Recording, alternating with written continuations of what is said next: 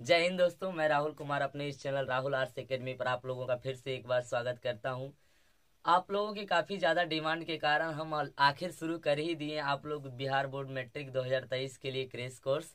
तो आज crash course का पहला दिन है और हम पहले दिन को एक अच्छे आगाज के साथ शुरुआत करना चाहते हैं। तो एक प्यारे प्यारे मुस्कान के साथ चलिए आप लोग आइए और इस क्लास के साथ आज हम क्रैश कोर्स का पहला जो है दिन सिविक्स शुरू कर रहे हैं। कौन सा सब्जेक्ट शुरू कर रहे हैं? सिविक्स। सिविक्स का पहला चैप्टर है लोकतंत्र में सत्ता की साझेदारी। लोकतंत्र में सत्ता की साझेदारी, ये सब जानने से पहले मेरे पीछे बोर्ड पे काफी कुछ लिखा है, वो सब जानने से पहले हम ये जान लेते हैं कि आखिर लोकतंत्र होता क्या है। आप लोकतंत्र का संधि विच्छेद करके देखिए तो क्या होता है। लोक जोड़ तंत्र, लोक जोड़ तंत्र। लोक का अर्थ होता है लोग या जनता, और तंत्र का अर्थ होता है शासन, यानी जनता का शासन। तो इसी आधार पर अब्राहम लिंकन ने एक तर्क दिए। उन्होंने बोले कि लोकतंत्र जनता के लिए और जनता द्वारा बनाया गया शासन है। यह कथन किसका है? तो अब्राहम लिंकन का। किसका है? अब्राहम लिंकन का। आप लोग ये ध्यान रखिएगा। तो चलिए हम शुरू करते हैं आज का टॉपिक। तो आज है लोकतंत्र में सत्ता की साझेदारी। लोकतंत्र में सत्ता की साझेदारी। तो आपको ये जानना बहुत ही ज्यादा जरूरी है कि बिहार बोर्ड के पूछने का तरीका क्या है, वो किस आधार पे पूछते हैं। तो वो पहला क्वेश्चन है बिहार बोर्ड का, जो बहुत ही ज्यादा वीवीआई क्वेश्चन है। वीवीआई क्वेश्चन ये है कि लोकतंत्र में सत्ता की साझेदारी है क्या।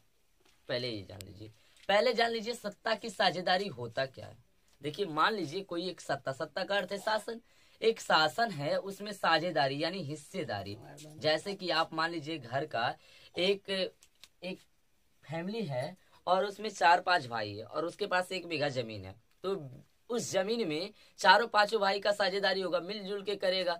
तो वही हाल है कि वो जमीन पर किसी एक भाई का हक नहीं हो सकता, वो चारों पांचों का होगा। सेम हमारे देश में भी सत्ता का यही हाल है कि हमारे देश में एक बहुत ही विशाल सा लोकतंत्र है।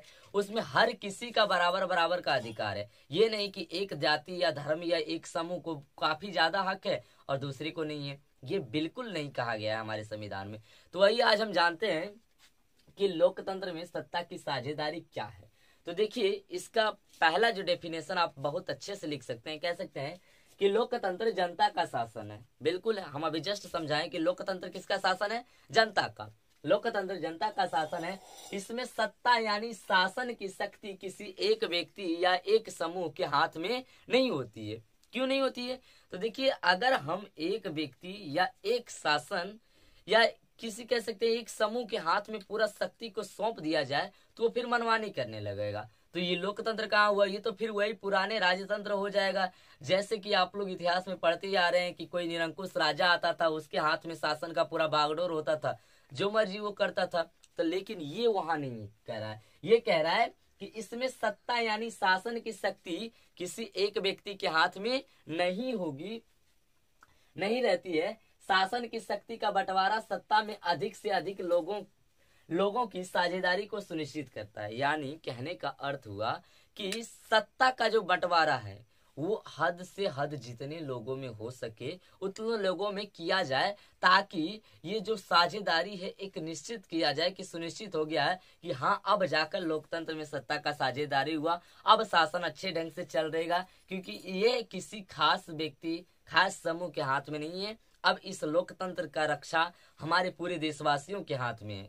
आपको ये परिभाषा अगर अच्छा लगे तो ये परिभाषा दे सकते हैं, या one of the my favourite कह सकते हैं कि मेरा पसंदीदा है, जो मैं ये यूज करता हूं, आप लोग भी कर सकते हैं। दूसरा परिभाषा ये दे सकते हैं या ये, दोनों में से कोई एक दे सकते हैं। दूसरा परिभाषा कहता है कि नागरिकों द्वारा सरकारी कामकाज में प्रत्यक्ष अथवा अप्रत्यक्ष रूप में, प्रत्यक्ष अथवा अप्रत्यक्ष रूप में भाग लेने की क्रिया को सत्ता में साझेदारी कहते हैं।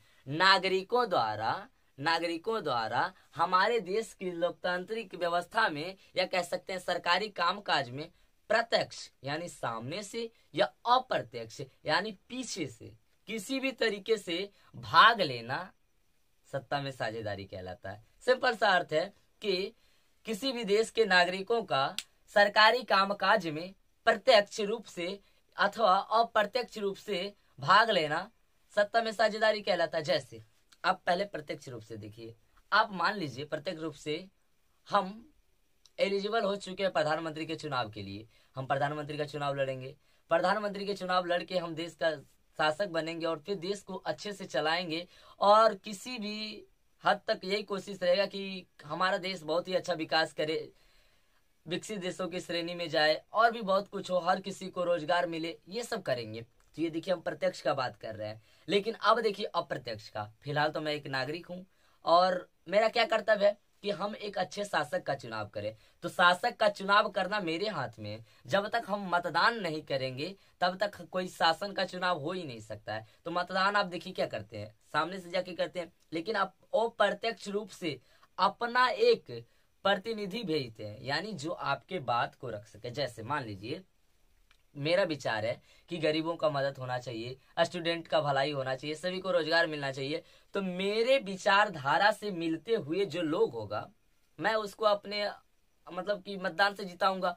अब मैं उसको ये बात बताऊंगा कि देखो भाई, मैंने आपको मत दिया है यानी मतदान किया है, तो आप मेरी बातों को सरकार तक पहुंचाइए। तो हम जो बात बोलेंगे वो जो मेरा प्रतिनिधि होगा वो उस बात को सरकार तक पहुंचाएगा। अब जब सरकार तक वो बात जाएगी तो ही ना उस पे काम होगा, क्योंकि हमारा तो कोई मतलब कि कोई जनता तो जाके डायरेक्ट संसद भवन में ये मुद्दा तो नहीं उठा सकता ना कि सबको रोजगार चाहिए। हाँ, हम लोग दबाव समूह के रूप में काम कर सकते हैं, लेकिन और प्रत्यक्ष रूप से हम चुनाव जिता कर जिसको भेजे हैं वो प्रत्यक्ष रूप से काम कर सकता है। तो देखिए हम जब चुनाव लड़ेंगे तो प्रत्यक्ष रूप से काम हुआ, और जब वोट देंगे तो अप्रत्यक्ष रूप से काम हुआ। तो काम तो हम कर रहे हैं किसी भी तरीके से, किसके लिए? सरकारी कामकाज, लोकतंत्र के भलाई के लिए। तो वही सिंपल सा परिभाषा है कि नागरिकों द्वारा सरकारी कामकाज में प्रत्यक्ष अथवा अप्रत्यक्ष रूप में भाग लेने की क्रिया को सत्ता में साझेदारी कहते हैं। एग्जाम्पल आपका हो गया मतदान करना दबाव समूह के रूप में। दबाव समूह के रूप में देखिए क्या है, दबाव समूह का हम परिभाषा जस्ट अगले बोर्ड में बताएंगे, क्योंकि बोर्ड छोटा सा है, फुल हो गया है। तो चलिए एक वीवीआई क्वेश्चन आपका सोल्व हो गया है, आप इसका स्क्रीनशॉट ले लीजिएगा, मैं हट जाऊंगा लास्ट में। और इसका जो पीडीएफ होगा, जितने भी सारे मैं बोर्ड पे लिखूंगा पीछे, इसका जो पीडीएफ होगा वो आपको Telegram group Rahul arts academy पर मिल जाएगा। आप टेलीग्राम ग्रुप जाके ज्वाइन कर लीजिएगा, वहां ये सारे पीडीएफ मिल जाएगा आपको फ्री ऑफ कॉस्ट, है ना। तो चलिए दूसरा नंबर वीवीआई क्वेश्चन जो है वो हम देख लेते हैं। दूसरा नंबर क्वेश्चन कह रहा है कि लोकतंत्र में सत्ता की साझेदारी क्यों जरूरी है। अरे भाई, लोकतंत्र में सत्ता की साझेदारी क्यों जरूरी है, ये बहुत बार बोर्ड में पूछा जा चुका है और बहुत ही इजी क्वेश्चन है और बहुत ही ज्यादा जरूरी क्वेश्चन है कि लोकतंत्र में सत्ता की साझेदारी क्यों जरूरी है। अब बताइए लोकतंत्र में सत्ता की साझेदारी क्यों जरूरी है। अथवा इसी को पूछा जाता है कि लोकतंत्र के लिए सत्ता में साझेदारी क्यों महत्वपूर्ण है। बात वही हुआ, कान इधर से छुओ चाहे इधर से, बात उतने पड़ रहा है। तो चलिए देखिए क्या कह रहा है कि लोकतंत्र में शासन व्यवस्था में समाज के सभी वर्गों को शामिल करने के लिए सामाजिक समूह के बीच आपसी टकराव कम करने के लिए तथा राजनीतिक व्यवस्था को दृढ़ता एवं स्थायित्व प्रदान करने के लिए लोकतंत्र में सत्ता की साझेदारी जरूरी है। मतलब नहीं समझे, चलिए कोई बात नहीं, मैं आप समझाता हूँ। देखिए लोकतंत्र में समाज के सभी वर्ग शामिल हो सके, ये ना देखा जाए कि वो वर्ग अनपढ़ है या वो पढ़ा लिखा है या वो गरीब है, अमीर है, महिला है, पुरुष है, थर्ड जेंडर है, या छोटे जाति का है या बड़े जाति का है। दिस इज नॉट मैटर, मतलब ये मैटर नहीं करता है। मैटर बस ये करता है वो हमारे भारत के नागरिक हैं और ये संविधान उसके लिए भी उतना है जितना मेरे लिए है, ये देश उसके लिए भी उतना है जितना मेरे लिए है, यह लोकतंत्र उसके लिए भी उतना है जितना मेरे लिए। तो इसके लिए सारे लोग मिलकर आपस में एकजुट होकर हम अपने देश के बारे में सोचेंगे। और सब लोग एकजुट कब होंगे? जब सत्ता में साझेदारी होगी। क्योंकि राजतंत्र में कोई एकजुट हो सकता है क्या? एकजुट होकर क्या मिलेगा? मेरा मन रहेगा कि रोजगार दो और राजा का मन रहेगा कि रोजगार नहीं देना है, तो बताइए एकजुटता से क्या मिलेगा? लेकिन लोकतंत्र में एकजुटता हो सकती है, क्योंकि अगर मेरा इच्छा रहेगा कि हम लोग संघर्ष करेंगे, रोजगार चाहिए, तो हम लोग दबाव समूह के रूप में सरकार पर दबाव बनाएंगे, तब जाके सरकार हमको रोजगार देगी। तो देखिए आप बार बार सोच रहे होंगे कि ये दबाव समूह क्या है। दबाव समूह हम बताते हैं जस्ट अगले स्लाइड में, लेकिन आप फिलहाल दबाव समूह कंट्रोल रखिए, बताते हैं अगले में। फिलहाल बस जानिए दबाव समूह है। तो लोकतंत्र में शासन व्यवस्था में समाज के सभी वर्गों को शामिल करने के लिए, सारे वर्ग को शामिल करने के लिए, समझाइए सब शामिल हो जाए इसलिए, तथा समाज के सामाजिक समूहों के बीच आपसी टकराव कम करने के लिए, ये देखिए बहुत ज्यादा जरूरी है। मान लीजिए, मैं जस्ट एग्जांपल ले रहा हूँ, किसी की भावना को ठेस नहीं पहुंचा रहा। मान लीजिए हमारा देश धर्मनिरपेक्ष देश है ना। अब हमारे देश में कुछ ऐसा हो कि हिंदू यहाँ बहुसंख्यक है, तो कुछ ऐसा हो कि हिंदू धर्म के जो मतलब कि शासक बने या प्रधानमंत्री बोल सकते हैं, वो हमारे देश में सिर्फ हिंदू के लिए काम करे, और जैसे कि मुस्लिम, सिख, ईसाई, इन सारे अल्पसंख्यकों के लिए कोई काम ना किया जाए। तो बताइए, इनसे अल्पसंख्यकों को ठेस पहुंचेगी कि नहीं? जरूर पहुंचेगी। तो इससे क्या होगा? आपसी मतभेद बढ़ेगी, आपसी मतभेद बढ़ेगी। जहां हमारे देश में है कि हिंदू, मुस्लिम, सिख, ईसाई का ये भाईचारा है, वहां ये टकराव बन जाएगी, और जिससे देश में टकराव जब बन जाएगा तो याद कीजिए श्रीलंका जैसा स्थिति हो जाएगा। जैसे वहां सिंहली, तमिल, बौद्ध, इन सारे बीच में लड़ाई हुआ था, वैसा स्थिति हो जाएगा। तो हम नहीं चाहते कि ये सारे टकराव हो, इसलिए समाज के सभी वर्ग को आपस में साथ लेके चलते हैं, क्योंकि कहा गया है सबका साथ सबका विकास। तो इसलिए समाज के सभी वर्गों के बीच आपसी सहमति हो और किसी के बीच टकराव ना हो, इसलिए लोकतंत्र में सत्ता की साझेदारी जरूरी है, तथा राजनीतिक व्यवस्था को दृढ़ता एवं स्थायित्व प्रदान करने के लिए राजनीतिक लोकतंत्र में सत्ता की साझेदारी जरूरी। कहने का अर्थ कि हमारा राजनीतिक और भी दृढ़ होगा और भी मजबूत होगा, जब सारे लोग साथ होगा तब जाके कहीं हम सफल लोकतांत्रिक देश बन पाएंगे। इसलिए लोकतंत्र में सत्ता की साझेदारी जरूरी है। आप लोग इसका स्क्रीनशॉट मारना चाहते हैं तो मार सकते हैं, लेकिन आपका पीडीएफ मिल जाएगा, डोंट वरी। लेकिन मार लीजिए, हम अगले स्लाइड में मिलते हैं आपको। चलिए दोस्तों, आशा करते हैं कि आप लोग उसका स्क्रीनशॉट भी ले लिए होंगे। अब हम दूसरे स्लाइड की तरफ बढ़ते हैं। तो दूसरा स्लाइड में देखते हैं हम क्या कि सत्ता की साझेदारी के रूप क्या होते हैं, किन किन रूपों में सत्ता की साझेदारी की जाती है। तो देखिए, सत्ता की साझेदारी के जो रूप है उस सरकार के विभिन्न अंगों में पहले किया जाता है। कि पहले किया जाता है कि सरकार के बीच पहले सत्ता बांट लो, फिर कहीं होगा। तो सरकार के बीच देखिए 3 अंगों में सत्ता बांटा जाता है। विधायिका, जिनका काम होता है नियम एवं कानून बनाना। दूसरा कार्यपालिका, जिसका काम होता है विधायिका द्वारा बनाए गए नियम और कानून को लागू करवाना या उसके अनुसार कार्य करवाना। और तीसरा होता है न्यायपालिका, इसका काम होता है कि विधायिका जो कानून बनाया है उसके अनुसार कार्यपालिका ने काम करवाया है कि नहीं, इसका जांच करना। तो ये तो हो गया सरकार के बीच सत्ता का विभाजन। फिर होता है विभिन्न स्तरों पर सत्ता का विभाजन। जैसे कि मान लीजिए एक नरेंद्र मोदी जी दिल्ली में रह के पूरे भारत में शासन कर सकते हैं क्या? नहीं कर सकते। उनको क्या पता कि एक गांव, मान लीजिए हमारा एक गांव बल्लभपुर लखीसराय जिले में क्या हो रहा है, कैसे पता चलेगा? उनके लिए उनको विभिन्न स्तरों पर शक्ति का विभाजन करना होगा। कुछ इस तरह, जैसे देखिए, पहले होता है केंद्र सरकार देश में, उसके नीचे होता है राज्य सरकार। केंद्र सरकार को देश विदेश इन सारे बातों का ज्ञान होता है कि कहाँ क्या हो रहा है, नहीं हो रहा है, कहाँ घाटा हो रहा है, जीडीपी कहाँ क्या हो रहा है, ये सारे केंद्र सरकार का लेखा जोखा है। फिर है राज्य सरकार, जिनको अपने राज्य के बारे में ज्ञान होता है कि हमारे राज्य में कहाँ गलतियां हो रही है, कहाँ जनता में असंतोष है, कहाँ अच्छा करने की जरूरत है। फिर आता है स्थानीय सरकार, इनको स्थानीय अपने क्षेत्र के बारे में पता रहता है कि हमारे क्षेत्र में रोड का जरूरत है, नाली का जरूरत है, शौचालय का जरूरत है, या इंदिरा आवास, इसको आप पीएम आवास कहते हैं, उसका जरूरत है। तो ये स्थानीय सरकार को पता होता है। तो इनके बीच इस सत्ता का विभाजन होता है ताकि कि एक आप अच्छा देश बना सके लोकतंत्र के अनुसार। फिर होता है कि राजनीतिक दल, ये भी आपके सत्ता की साझेदारी का रूप है। देखिए कैसे कि अगर सत्ता पक्ष कोई गलत काम कर रहा है, कि अगर मान लीजिए मैं सत्ता में हूँ, कुछ गलत काम कर रहा हूँ, तो हमको बोलने वाला कौन है हमारे विपक्ष में जो राजनीतिक दल है वो उंगली उठाएगा कि आप ये गलत कर रहे हैं, और वो जनता को समझाएगा कि सरकार ये गलत कर रहा है। तब फिर उसके ऊपर दबाव समूह के द्वारा दबाव बनाया जाएगा। चलिए, फिर दबाव समूह आया, आते हैं, दबाव समूह आ चुका है, फिर बताते हैं।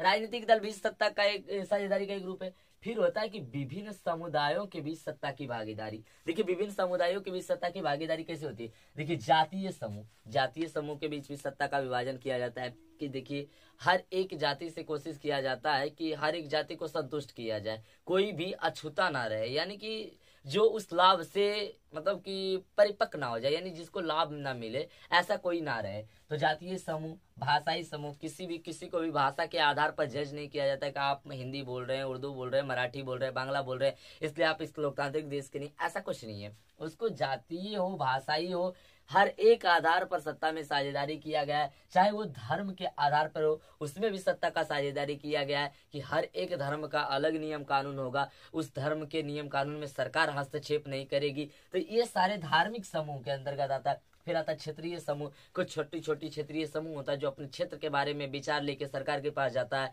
फिर सरकार उसका सोल्यूशन देता है। ये क्षेत्रीय समूह हुआ। फिर लैंगिक समूह, जैसे कि स्त्रीलिंग पुल्लिंग और एक थर्ड जेंडर होता है, तो थर्ड जेंडर का हम लोग से बिल्कुल अलग नियम कानून है, तो उनके बीच भी सरकार का हस्तक्षेप नहीं रहता है क्योंकि वो उनका पर्सनल कानून नियम है, तो वो अपना मानते हैं। तो इनको भी सरकार स्वीकार करता है कि हाँ भाई आपका भी कानून हमें स्वीकार है। क्यों? क्योंकि किसी के भी भावना को आहत पहुंचाना हमारे लोकतंत्र देश का कर्तव्य या फर्ज नहीं है। अगला होता है दबाव समूह के बीच सत्ता की साझेदारी। दबाव समूह के बीच अब जान ही लेते हैं कि दबाव समूह होता क्या है। दबाव समूह जानने से पहले आप ये जान लीजिए कि हित समूह क्या होता है। देखिए, हित समूह को परिभाषित करें, मैं यहाँ क्वेश्चन लिखा हूँ हित समूह को परिभाषित करें, तो इसका आंसर होगा कि अपने हितों के लिए बनाए गए समूह को हित समूह कहते हैं। जैसे कि मान लीजिए मुझे कोई हित चाहिए, यानी कि मैं एक शिक्षक हूँ या मैं एक स्टूडेंट हूँ, तो मुझे स्टूडेंट है तो रोजगार के लिए आंदोलन करना है, तो हम अपना एक यूनिटी बना लेंगे, ऑल इंडिया छात्र संघ। फिर मान लीजिए शिक्षक है तो हम बना लेंगे ऑल इंडिया शिक्षक संघ। क्यों? क्योंकि हमको वेतन बढ़वाना है सरकार से, तो एक हित के लिए समूह बनाए। अब यही हित समूह कहलाएगा, जो हम हित के लिए समूह बनाए वो हित समूह कहलाएगा। अब देखिए, यही हित समूह की कहलाता है दबाव समूह। कब? तो दबाव समूह क्या है तो जानिए, अपने हितों के लिए बनाया गया संगठन, यानी कि जो संगठन अपने हित के लिए हम बनाए थे, हित समूह, जब सरकार की नीतियों एवं कार्यक्रमों को प्रभावित करने लगे तब उसे हम दबाव समूह कहते हैं। यानी कि जो हम हित समूह अपने लिए बनाए हित के लिए, वो जब सरकार के नीति है, यानी कोई सरकार गलत नीति ला रहा है तो उसके खिलाफ ये नीति को प्रभावित करने लगे कि हम ये नहीं मानेंगे या आंदोलन करने लगे, तब हम इसको दबाव समूह कहते हैं। इसका काम होता है कि सरकार के ऊपर दबाव डाल के सरकार को सही दिशा में ले जाना, उनके गलत नीतियों को रद्द करवाना। तो इसका जीता जागता एग्जाम्पल है आपका छात्र संघ, शिक्षक संघ इत्यादि। व्यापारी संघ होता है, ये सारे संघ होता है जो कि दबाव समूह के रूप में काम करता है। तो चलिए, इसी के साथ आपका पहला चैप्टर का जो है क्रैश कोर्स सिविक्स का ये समाप्त हो चुका है। आपको स्क्रीनशॉट ले लीजिएगा। वैसे तो मैं समझा के इसको गंदा कर चुका हूँ, लेकिन पीडीएफ मिल जाएगा आपको, कोई बात नहीं, पीडीएफ फ्री ऑफ कॉस्ट और फुल क्लासेस होगी फ्री ऑफ कॉस्ट। लेकिन हाँ, आपको एक शर्त है कि आपको ईमानदारी से सारे क्लासेस देखने होंगे। मैं ये नहीं कह रहा हूँ आप कि हर वीडियो को मेरा लाइक कीजिए, सब्सक्राइब कीजिए, कमेंट कीजिए, आप ऐसा मत कीजिए। हाँ, लेकिन आप अगर देख रहे हैं तो आप सब्सक्राइब करके रख लीजिए। ऐसा मैं इसलिए बोल रहा हूँ क्योंकि मैं जब वीडियो अपलोड करूंगा तो अगर सब्सक्राइब रहेगी तो आपको मेरे चैनल को बार बार खोजना नहीं पड़ेगा, आपको खोजने से टाइम बचेगा। आपका सब्सक्रिप्शन में मेरा चैनल का नाम दिखेगा, आप वहां जाके वीडियो देख सकते हैं आराम से। आपको अच्छा लगे, आपका दिल करे तो लाइक कर दीजिएगा, ना करे, ना कोई फायदा हो तो मत कीजिएगा। हाँ, लेकिन आपके कोई रिलेशन हो या कोई संबंधी हो, उनको लगे कि आपको कि इस वीडियो से उसको कोई फायदा हो सकता है, तो उनके पास शेयर कर दीजिएगा और एक प्यारा सा कमेंट कर दीजिएगा, जिससे हम भी मोटिवेट हो जाए।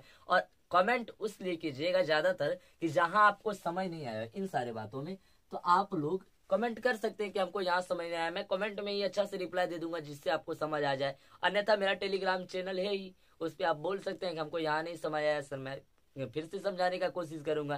तो चलिए, आज के लिए यहीं तक।